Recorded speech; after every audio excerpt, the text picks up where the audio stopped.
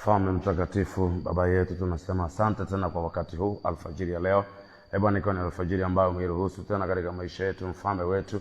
Baba, tunasema asante sana kwa kuwa mko pamoja nasi Bwana, katika kutuhifadhi, kutulinda na kutuweka salama hata wakati huu. Jehova, lihimidiwe jina lako takatifu, Mungu mwenye mamlaka. Asante kwa sababu ya mambo yote, katika jina la Yesu tunaomba Bwana ukazungumze nasi tena Bwana katika alfajiri hii ya leo, kwa utukufu wako Mwokozi Yesu, katika jina la Yesu. Amen. Karibu sana mtu wa thamani, mtu Mungu, mtu ambaye Bwana amekuteua, amekuchagua siku ya leo. Ni mmoja kati ya watu ambao Bwana amewachagua wawepo leo kwa kusudi. Kwa kusudi, sio bahati. Yesu asifiwe. Ndio, ni kwa kusudi, by his purpose, by his will. Hii sio bahati. Yesu asifiwe sana. Naomba twende kitabu cha Warumi sura ya 13 mstari wa kwanza, tutaendelea pale kidogo. Bwana Yesu asifiwe sana. Ndio, Warumi sura ya 13 mstari wa kwanza kuendelea hapo, katika jina la Yesu. Mungu ametupa ujumbe ambao unasema nafasi. Ndio, nilisema ni ujumbe mfupi tu ambao tujue utachukua muda gani, kama siku 2-3, lakini unahusu nafasi, na tumeangalia tukaona mambo kadhaa. Tunamshukuru Mungu sana. Hata leo tuangalie position ya juu kabisa. Tuanzie pale juu tukiteremka chini. Nafasi ya juu kabisa ambayo mtu umepewa. Nafasi ya juu kabisa. We are talking about national wide. Tunazungumza kuhusu kitaifa. Napozungumza kuhusu kitaifa, ni muhimu ukajua Mungu amegawa madaraka katika ngazi mbalimbali. Mungu amegawa madaraka katika ngazi mbalimbali, na Mungu anaheshimu hizo madaraka, anaheshimu hizo positions ambazo amewapa watu. Haijalishi kwamba ni watu wa namna gani, haijalishi wanaonekanaje, haijalishi wana hali gani, lakini hizo ni positions ambazo Mungu amezitengeneza kwa ajili ya hao watu. Amewaweka kwa kipindi hicho alichowapa, kama ni masaa 3, 4, 5, 6, 8, miaka 2, 3, 20. Ameweka hivyo kwa makusudi yake, kwa kipindi alichokikusudia mwenyewe, kwa sababu yeye mwenyewe anajua ni kwa nini. Atusaidie Yesu Mwokozi, mfalme na nguvu zetu. Ndio. So, ni muhimu sana tukajua. Sasa ile nafasi, kuna kitu ambacho Mungu anazungumza hapa. Wacha tukiangalia kwenye kitabu cha Warumi, Romans 13 verses 1. Acha tusome Warumi 13:1. Kila mtu na aitii mamlaka iliyokuu, kwa maana unaona hapa, kila mtu na aitii mamlaka iliyokuu. Yesu atusaidie sana. Tunazungumza national wide, tunazungumza politicians, tunazungumza wanasiasa, tunazungumza nafasi za uongozi wa kitaifa, tunazungumza nafasi za uongozi mkubwa zaidi. Yesu atusaidie sana. Biblia inatuagiza sisi kama wananchi kwamba kila mtu na aitii mamlaka iliyo kuu. Kila mtu na aitii mamlaka iliyo kuu. Biblia inatuagiza, the Bible orders to obey, tuwatii wenye mamlaka, tuwatii viongozi. Yesu asifiwe sana. Tutii wenye mamlaka katika jina la Yesu. Anasema kila mtu na aitii mamlaka iliyo kuu. Jamani, Bwana Yesu asifiwe sana. So sisi kama wananchi kutii si hiari. Kutii sio willing. Kutii ni amri. Kutii ni lazima. Usipotii kawaida utashurutishwa. Biblia inaeleza kila mtu na aitii mamlaka iliyokuu. Jamani, Yesu natusaidie sana. Hakuna namna nyingine, kwa sababu Mungu ameruhusu hiyo mamlaka iwe kwa wakati huo na kwa kipindi alichokiruhusu. So no way out, lazima tutii, maana Mungu ameruhusu. Anasema hivi, kwa maana hakuna mamlaka isiyotoka kwa Mungu, na ile iliyopo umeamriwa na Mungu. Narudia tena, anasema kwa maana hakuna mamlaka isiyotoka kwa Mungu, na ile iliyopo umeamriwa na Mungu. So unaweza ukajiuliza,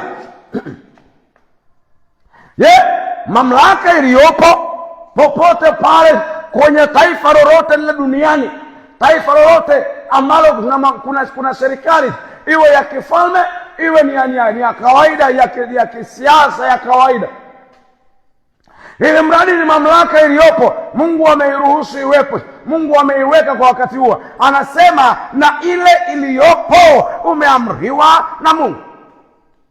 Hata hiyo iliyopo imeamriwa na Mungu kwa makusudi ya Mungu mwenyewe.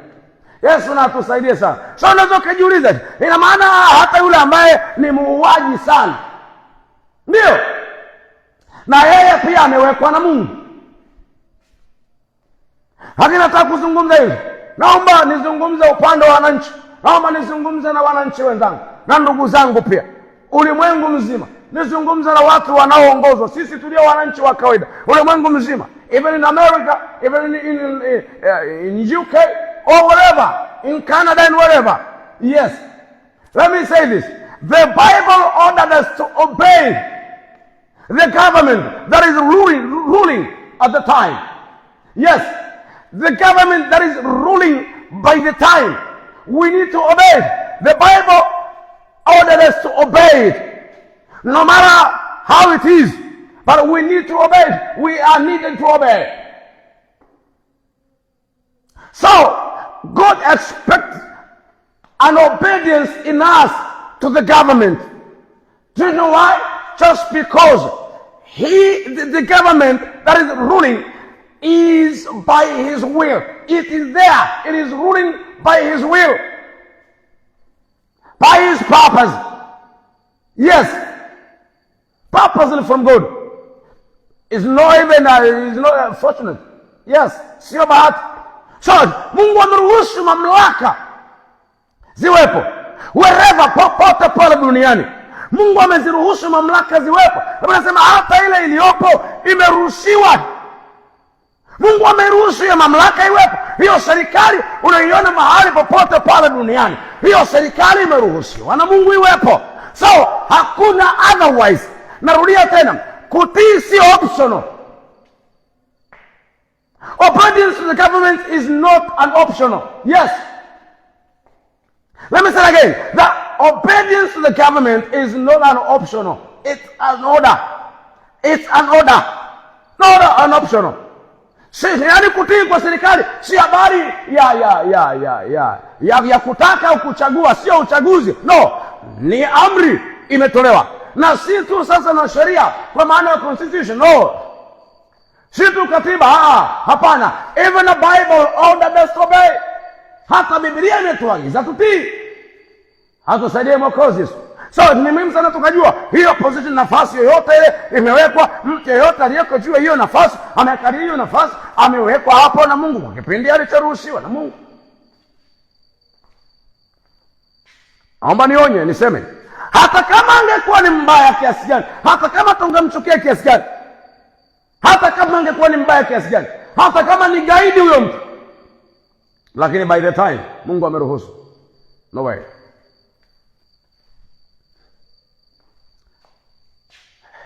Narudia tena.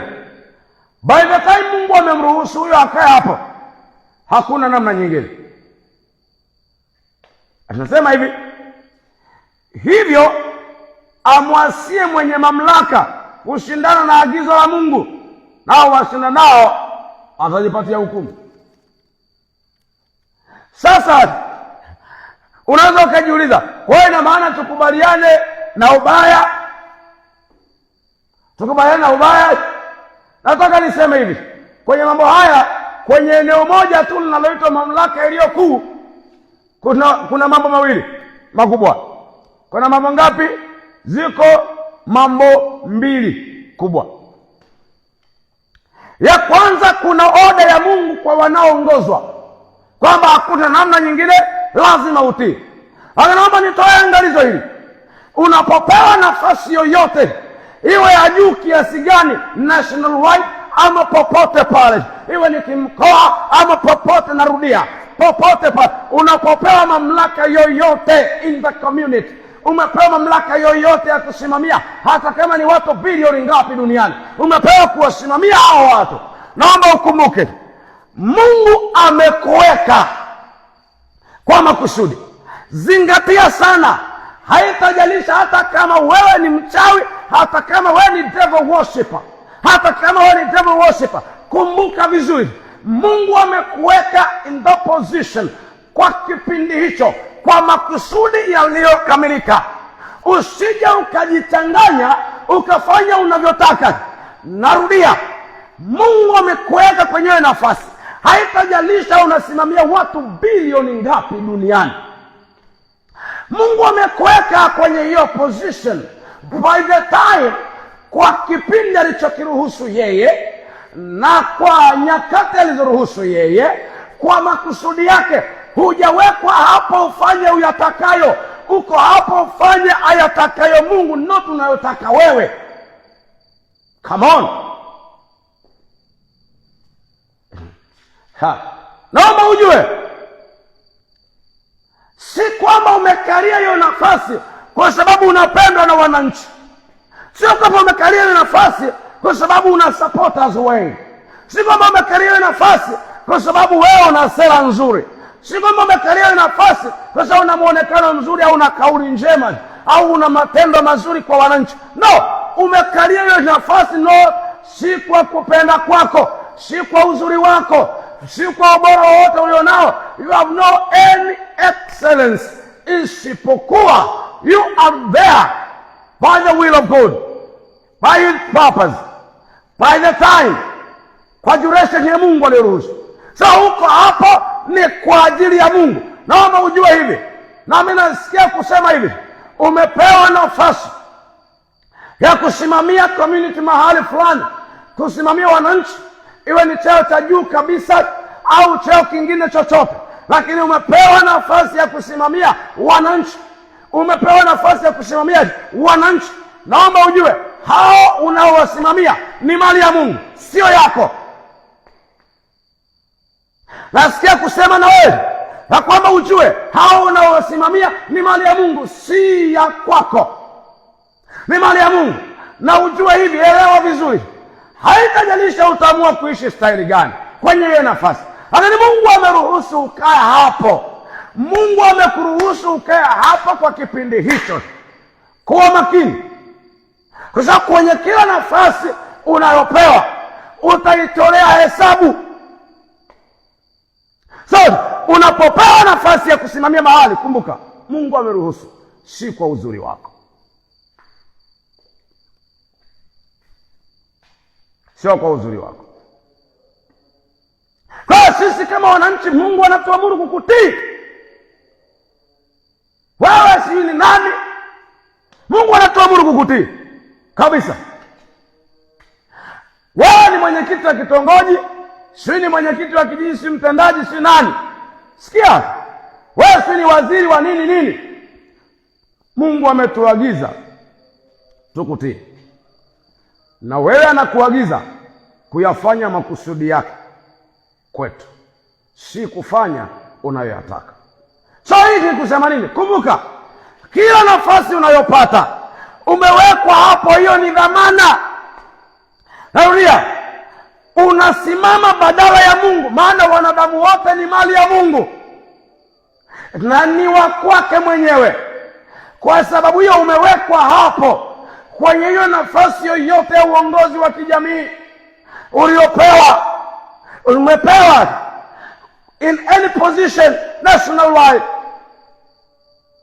umepewa nafasi, unasimama badala ya Mungu. Hiyo ni dhamana. Wewe ni wakili wa Mungu, umesimama hapa badala ya Mungu. Mungu ndiye alitakiwa aongoze hao wote yeye mwenyewe, lakini amekupa hiyo nafasi kwa kukuheshimu tu. Amekupa hiyo nafasi kwa kupenda kwake tu, si kwamba wewe ni mzuri. No, Mungu amekupa hiyo nafasi kwa makusudi yake mwenyewe.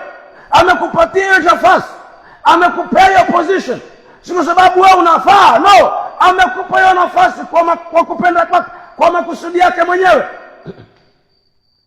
Amekupa hiyo nafasi. So kuwa makini sana na hiyo nafasi, kuwa makini nayo mno.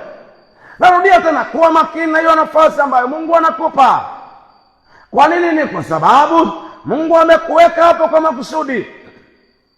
Watu unaopewa kuongoza sio mali yako, hiyo ni dhamana umepewa. You are doing instead of, sio yako. Remember that position It does not belong to you. It belongs to God himself. Yes. Let me say it again, that position, politically, however, but any position that you get, remember that you're there just instead of God. Yes. Instead of God. So, you have to be more careful, brother. My sister, just be careful. Yeah. Hiyo ni dhamana umepewa. The position is from God. Kwa usitumie kama unavyotaka. Ni kama kusema hivi, ni mtu ambaye ameomba kazi kwenye shirika, akapewa kazi ya ukurugenzi kwenye shirika. Shirika sio la kwako, bro. Huu ni mfano natoa. Shirika sio la kwako. So fanya anachotaka mwenye shirika. Fanya anachotaka uongozi mkuu. So hakuna kiongozi ambaye hana kiongozi juu yake. Kiongozi wa kitaifa ana kiongozi anaitwa Mungu juu yake. Awe makini. Kiongozi wa kitongoji ana kiongozi juu yake, wa kijiji sijui wa kata ana kiongozi juu yake. Wakata naye anaye wa wilaya au wa tarafa maeneo mengine. Anaye wa wilaya naye anaye wa mkoa naye anaye wa kitaifa. So naomba ujue, nafasi yoyote, haitajalisha una mamlaka kubwa ya kiasi gani, ndugu, hiyo nafasi umepewa na Mungu. Hiyo ni dhamana Mungu amekupa ufanye, badala yake uongoze watu wake, badala yake mwenyewe waongoze watu wake, badala yake mwenyewe. Kuwa makini zaidi sana, kuwa makini sana kwenye nafasi ambayo Mungu amekupa. Wewe umepewa nafasi fulani. Narudia tena kusisitiza katika Roho Mtakatifu ya kwamba kuwa makini, maana ujue hiyo nafasi utaitolea hesabu. Furahia kukaa kwenye hicho kiti cha kuzunguka. Kweli furahia. Rotate unavyotaka. Do whatever you want. But remember, one day, you will be accountable. Ndio, wewe utatoa hesabu. Hallelujah. So, naomba wewe makini sana. Naomba wewe makini sana. Hallelujah. Hallelujah. Hallelujah sana. Wewe makini. Mungu akupe neema ya kuwa makini, bro. Mungu akupe neema sana ya kuwa makini mahali popote. Nafasi unayopata Mungu amekupa kwa kusudi, kwa mpango, kwa nia, kwa madhumuni na nia yake mwenyewe. Kwa makini. Hujawekwa hapo ili ufanye unayoyataka. Tunaomba nizungumze na ndugu zangu wanasiasa. Mungu hajakuweka kwenye hiyo position kwa ajili yako. Hajakuweka hapo ufanye unayoyataka. Amekuweka hapo ufanye anayoyataka yeye. Kwa lugha nyingine ni kusema hivi, hujawekwa ufanye unayoyataka, umewekwa ufanye unayotakiwa. Kwa makini sana. So, mahali popote pale, kitu cha kwanza, haki iwe mbele. Kweli iwe mbele. Narudia, haki iwe mbele. Kweli iwe mbele. Kwa sababu kuna siku utatoa hesabu. Narudia, kuna siku utatoa hesabu. Umepewa nafasi ya uwenyekiti wa kitongoji, unasimamia watu 5,000, watu 3,000, watu 2,000. Watu unasimamia watu 800, unasimamia sijui nyumba ngapi. Elewa, utazitolea hesabu, kwa sababu unapaswa kufanya hapo badala ya Mungu. Si unafanya kwa ajili yako. Hautafanya unayoyataka, utafanya unayotakiwa. So usipojifunza kufanya unayotakiwa kutoka kwa Mungu, ukajifunza kufanya unayoyataka wewe, nataka nikuambie, umefeli kabla hujaanza, umeanguka kabla hujainuka. Nasema hivi, umeanguka kabla hujainuka. Kwa sababu pendwa, ni mbaya zaidi, ni hasara zaidi, kwa sababu position hiyo ni Mungu amekupa. Atakaye kuuliza sio wanadamu waliokupigia kura, atakaye kuuliza ni Mungu aliyekuweka. Kura zetu sisi ni alama tu, lakini Mungu ndiye aliyekuchagua. So akaweka mioyoni mwetu tukupigie kura, akatuwekea mioyoni tukupe kura wende ushinde. Akaweka mioyoni mwetu tukupigie kura wende ushinde. Inawezekana hata ukushinda ukanyang'anya mtu ukaingia, sawa. Sawa? Lakini mwenyewe kunyang'anya mtu ukaingia, Mungu aliruhusu, ameruhusu, angeweza kukuzuia usimnyang'anye, akaacha ukanyang'anya uingie, umeitaka hiyo nafasi. Kumbuka Mungu amekuweka. Mungu angeweza kukuua siku ile unafanya ule udhalimu, Mungu angeweza kukuua, lakini alikuacha ukaenda ukafanya na ukafanikiwa, ukajiona mjanja. Mungu amekuacha kwa makusudi yake. Unayo nafasi ya kuyafanya anayoyataka Mungu. Unayo nafasi kabla ghadhabu ya Mungu haijawaka juu yako. Usije ukaharibu mipango, usije ukafanya aliyo ya kwako. Ni muhimu sana kuwa makini na kila nafasi ambayo Mungu anakupa. Muhimu sana kuwa makini. So, in any position that you get, you have to make sure that you fulfill the will of God. Our Father in heaven, this morning we are here before you again. We thank you for your grace. We thank you for your word that you spoke to us, our Father. We thank you. Hallelujah. Can we bless your name? Father, we praise your holy name. Our Father, our Lord, our everything. Father, we magnify you. Hallelujah. We praise your holy name. We praise your wonderful name. Thank you for this morning, oh Father. Thank you for this new day. Thank you for a new day. Oh Father, glorify you. Hallelujah. We thank you, Lord. We thank you, oh Father.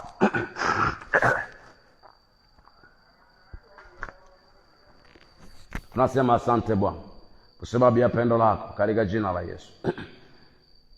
Mungu wangu na Baba yangu, katika jina la Yesu Kristo mwana Mungu aliye hai, ninakushukuru sana Bwana kwa vile ambavyo Mungu mtakatifu na mwaminifu sana umekuwa pamoja nasi Bwana, katika jina la Yesu. Asubuhi ya leo Baba, umeendelea kututetea, umeendelea kutupigania tena, katika jina la Yesu. Asante kwa kuzungumza nasi Bwana katika alfajiri hii ya leo Bwana mabwana, Mungu mwaminifu, Mungu mtakatifu, Jehova Baba yetu na Mungu wetu, katika jina la Yesu Kristo mwana wa Mungu aliye hai. Baba, ninakushukuru sana Bwana kwa neema yako. Asante sana Bwana kwa fadhili zako. Asante sana Baba yetu kwa rehema zako. Asante Bwana Yesu kwa sababu ya pendo lako ambalo ni kubwa mno. Baba, tunakushukuru. Tunaomba neema yako tena Bwana katika asubuhi ya leo. Mfalme wetu na Baba yetu, katika jina la Yesu tunaomba neema yako Bwana mabwana, Mungu mtakatifu, Jehova Baba yetu na Mungu wetu, katika jina la Yesu Kristo mwana wa Mungu aliye hai. Baba yangu na Mungu wangu, katika jina la Yesu naomba neema yako tena Bwana katika asubuhi ya leo, na iwe juu yetu Bwana. Baba, tunaomba neema yako Mfalme, na katika neema yako Mfalme tukapate kibali mbele zako Jehova, katika jina la Yesu. Mungu wetu na Baba yetu, katika jina la Yesu Kristo mwana wa Mungu aliye hai. Bwana mabwana, tungali mbele zako majira haya tukiomba kwamba Mungu mtakatifu Bwana, pokea sifa, utukufu, heshima na dhama. Baba, tunaomba neema yako na iwe juu yetu. Tunakusihi Mungu mtakatifu Bwana kwamba ukatutengeneze tena vile utakavyopendavyo na ufurahiavyo Bwana.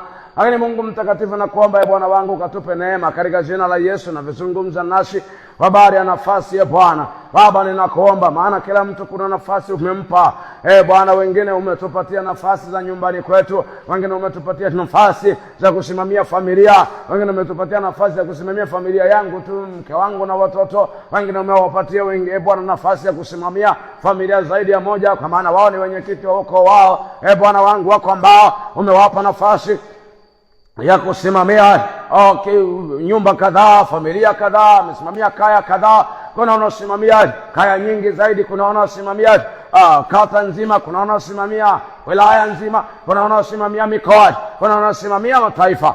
Bwana wangu na Baba yangu, katika jina la Yesu ninakuomba Bwana ukatupe neema kila mmoja kuelewa kwamba kwenye kila nafasi ambayo napata, si kwa bahati, si kwa kutokea tu, si kwamba imetokea, si kwa ile ambayo tumezoea kama Waswahili kusema ningekewa, lakini ni mpango wako, ni madhumuni, ni kusudi lako Bwana, katika jina la Yesu Kristo mwana wa Mungu aliye hai. Mungu wangu na Baba yangu, katika jina la Yesu Kristo mwana wa Mungu uliye hai. Bwana wangu na Baba yangu, katika jina lenye nguvu, uweza, mamlaka na utukufu mwingi la Yesu Kristo aliye Bwana, mwamba mwokozi na nguvu zetu Jehova, ninakuomba Bwana, pokea utukufu na sifa na heshima kwa kuwa peke yako unastahili e Bwana. Baba yangu na Mungu wangu, katika jina la Yesu, wakati huu e Bwana, katika alfajiri hii ya leo tumekuja mbele zako tena Baba yetu, tukiomba kwamba Mungu mtakatifu e Bwana, ukatupe neema kufahamu haya, lakini ukatupe neema e Bwana kuishi kile unachokitaka, katika jina la Yesu Kristo mwana Mungu aliye hai. Bwana wangu, ukatupe kuyatenda aliyo makusudi yako Mfalme, katika kila nafasi ambayo unatupatia kuwepo e Bwana. Nakuomba utupe neema ya kutenda aliyo makusudi yako Bwana, kutekeleza aliyo mpango wako, katika jina la Yesu Kristo mwana Mungu aliye hai. Lakini zaidi ya Bwana wangu na Baba yangu, hata mpango wako tutaujuaje? Ninakuomba kwa ajili ya kanisa lako e Bwana Yesu Kristo, Mwokozi wa ulimwengu, Mfalme wetu na Baba yetu, katika jina la Yesu Kristo mwana Mungu aliye hai.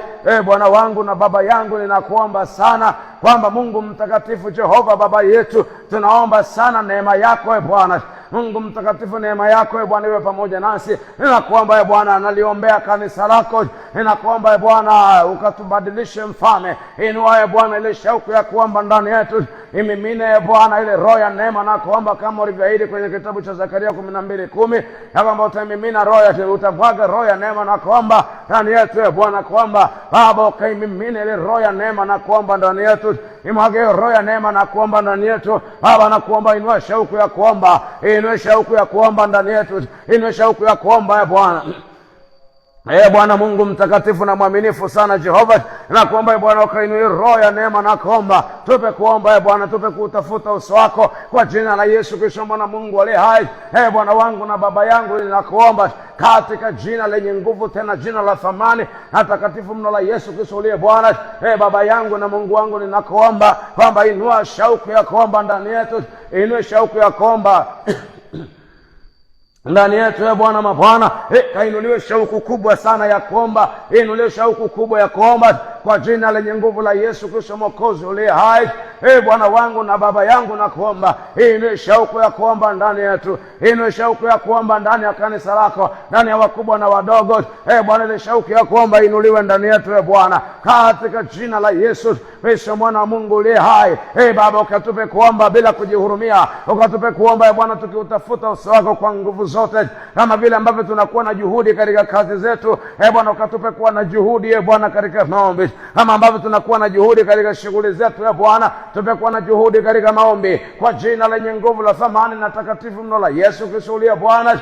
Baba yangu, ninakuomba kama vile ambavyo tunakuwa na juhudi katika mambo yetu e Bwana, tuwe na juhudi katika kutafuta uso wako Baba. Ninakuomba inua ile juhudi e Bwana hali yetu Mfalme, ile bidii katika kuomba, maana unasema kwenye kitabu cha Yakobo 5:16 ya kwamba kuomba kwake mwenye haki kunafaa sana, lakini aombe kwa bidii. Baba ninakuomba Mungu mtakatifu, katupe neema e Bwana Mungu mtakatifu, na kuomba ukatuwezeshe inue ile shauku ya kuomba ndani yetu, ile kiu iwe ndani yetu e Bwana. Baba tusikie kiu, kama tukinyamaza kuomba tusikie maumivu ndani, wala isiwe kawaida e Bwana, tusikie kuumia ndani, kwamba kwa nini hatuombe saa hii Bwana wangu na Baba yangu, ninakuomba Mungu mtakatifu utupe hiyo neema kwa jina la Yesu Kristo mwana Mungu aliye hai. Acha maombi ya Bwana yawe ndani yetu Mfalme, kama vile pumzi ambavyo inaingia na kutoka, wala hatuwezi kujizuia kupumua.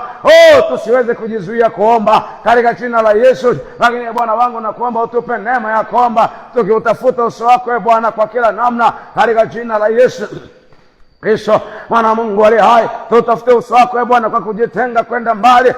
Tutafute uso wako Bwana kwa kuomba pamoja. Tutafute uso wako Bwana kwa kujificha mahali, tukiutafuta uso wako Bwana. Baba tupe kutafuta uso wako Bwana kwa kufunga, tupe kutafuta uso wako kwa kuomba kwa namna zote, kujinyenyekesha mbele zako kila namna. Jehova ninakuomba Bwana ukaachilie ndani yetu neema ya kuomba, neema ya kuomba na inuliwe ndani yetu Bwana. Baba utupe neema ya kuomba, tuwe watu wa kuomba tukiutafuta uso wako, mfano wa utukufu Yesu. Baba yetu na Mungu wetu, nakuomba sana kwamba ukatuwezeshe Bwana, tupe kuwa watu wa kuomba na kutafuta uso wako kwa jina lenye nguvu la thamani na takatifu mno la Yesu Kristo aliye Bwana, aliye mwamba na mwokozi wetu. Jehova ninakuomba Bwana, inua shauku ya kuomba ndani yetu, inua ile shauku ya kuomba ndani yetu katika jina lenye nguvu la Yesu Kristo aliye Bwana. Baba ninakuomba inua shauku ya kuomba ndani yetu katika jina lenye nguvu la Yesu. Baba yangu nakuomba ukatuwezeshe, inua kanisa lako Bwana. maaskofu waombe, wachungaji waombe, Bwana viongozi wa kila sekta waombe katika jina la Yesu. Tupe kuomba Bwana. Baba, tupe kukaribia, tupe kukaa karibu nawe, tupe kukaa karibu nawe. Lete uamsho Bwana ndani ya kanisa lako. Oh, let a revival in the name of Jesus.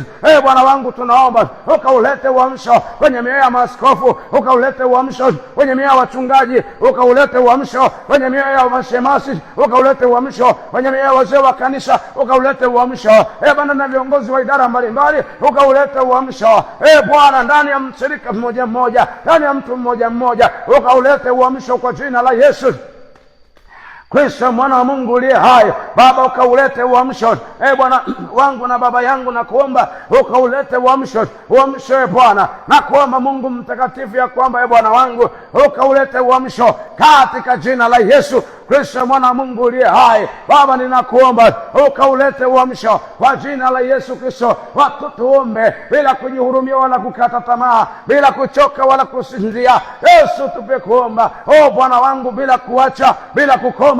Tuombe bila kukoma kama ulivyosema kwenye kitabu cha Luka 18:1. Bwana wangu, nakuomba utupe kutafuta uso wako kwa nguvu zote katika jina la Yesu Kristo mwana Mungu aliye hai. Baba yangu na Mungu wangu, ninakuomba utupe kuomba Bwana, tukiutafuta uso wako Jehova. Nakuomba Bwana, tuwezeshe, tupe kuwa watu wa kuomba tukiutafuta uso wako katika jina la Yesu Kristo mwana Mungu uliye hai. Bwana wangu na baba yangu, ninakuomba utupe kuwa watu wa kuomba, watu wa kutafuta uso wako Bwana kwa kila namna katika jina la Yesu Kristo mwana Mungu aliye hai. Bwana wangu na baba yangu, ninakuomba utupe kuwa watu wa kuomba Bwana, tukiutafuta uso wako kwa nguvu zote kabisa katika jina la Yesu Kristo mwana Mungu uliye hai. Bwana wangu na baba yangu, ninakuomba sana utupe kuwa watu wa kuomba kwa jina lenye nguvu la thamani la Yesu Kristo Mwokozi. Baba yangu na Mungu wangu, ninakuomba mno Bwana kwamba ukatupe kuwa watu wa kuomba Bwana, tusikome Bwana, watu waombe bila kuchoka, watu tuombe bila kuchoka wala kusinzia. Yesu, tupe kuomba katika jina la Yesu.